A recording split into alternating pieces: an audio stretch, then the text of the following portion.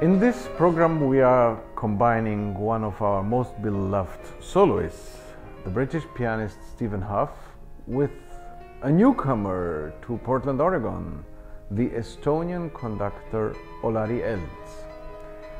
I can say something in general that is quite astounding, which is that the northern part of Europe, Estonia, Latvia, Finland for sure, and even Sweden, over the last 20-25 years has produced an array of really talented conductors, and Olari, a colleague of mine, is one of those examples, a very seasoned conductor with already great experience, and it was about time to invite him here to our podium.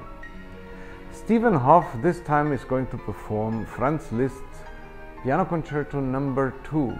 And if you think that the Piano Concerto No. 1 by Franz Liszt is a cascade in virtuosity and full of octave and sparkles, etc., then yeah, you might get something like that in his Piano Concerto No. 2, but actually Liszt was thinking about something else. He was mainly thinking about how to integrate the voice of the piano into an orchestral texture.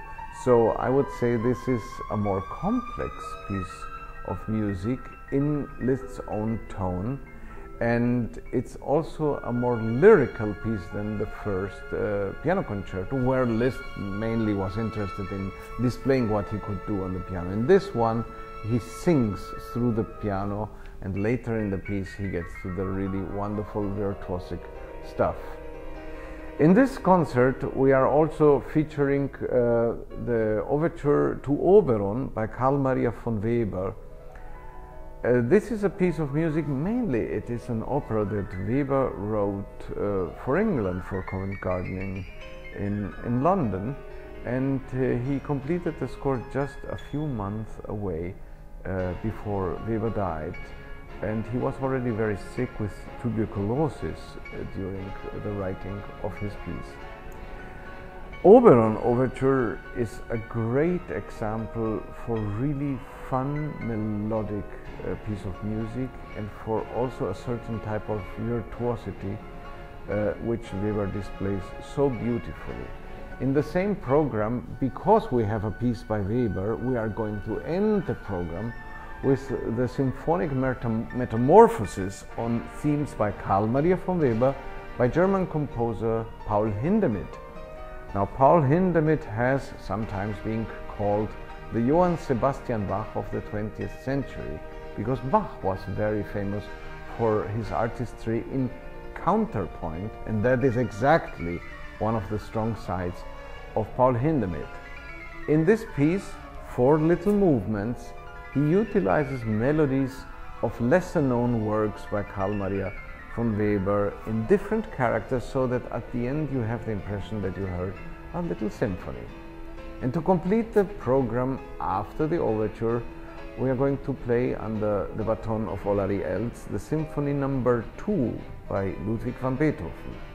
Now, in the history of Beethoven writing his symphonies, this one is a very interesting one, because if you think that his Symphony No. 1 is kind of a looking backward piece where you all the time feel, there is Haydn looking over Beethoven's shoulder. Here, this is the first major piece of Beethoven being really himself.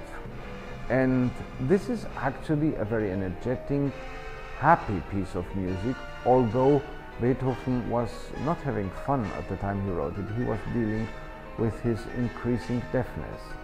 And another curiosity I want to tell all of you is that this gem of a symphony, this marvelous music, was not at all well received when it was first premiered during Beethoven's lifetime.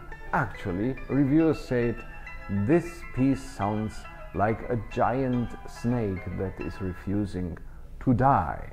So with all that dramatism, I think you will enjoy this concert.